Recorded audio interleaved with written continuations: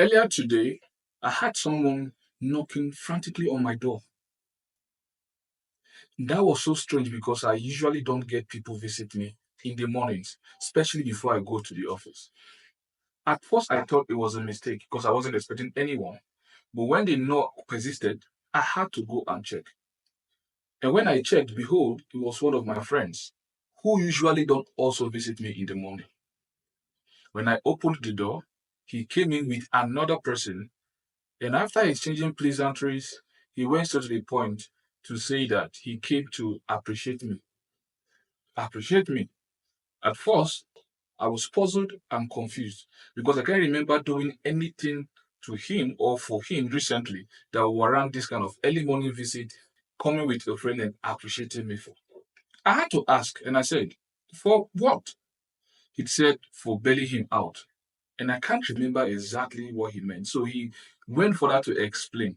So to give you a background, a couple of weeks ago, he called me out of the blue that he was stranded somewhere in one of those states where he went to do something and he needed someone to help out. I put a few call across to some of the people I know around that place and he was able to get the help he needed. I, I didn't even think about it afterwards because as I was even making the call, there were a lot of things that I needed to attend to. So it wasn't something I registered in my head as important. So when he mentioned that today and he said that he came to appreciate me for that same thing, I was taken aback. And that kind of reminded me about the value of communication. Why is this important?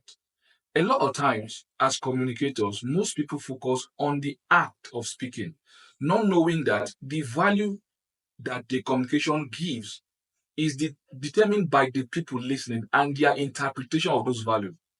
To me, I just did what I could do to anybody that's close to me or that I will call my friend.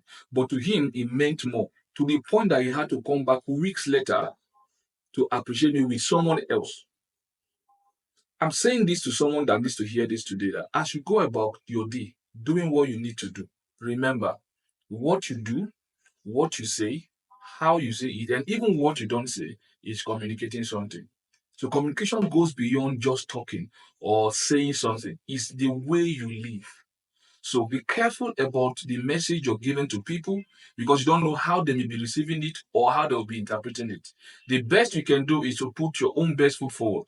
Make sure whatever you're doing or saying represent your best at that particular moment. So that at the end, it could have gone another way. He could have come to say, I'm angry with you for what you said the other day, and I will be struggling to remember what exactly I said. But this time he came to appreciate what I did that I didn't even consider important to me.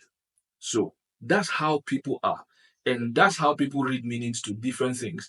It could be for good or for bad. But as a communicator, you need to be conscious of this thing that the moment you step out and you're not talking to yourself only, you're already communicating. People already driving meaning or value from what you're saying. So be conscious of this and live giving the best you can at every moment of your life. Till I see you next time, I remain Egena Elvis.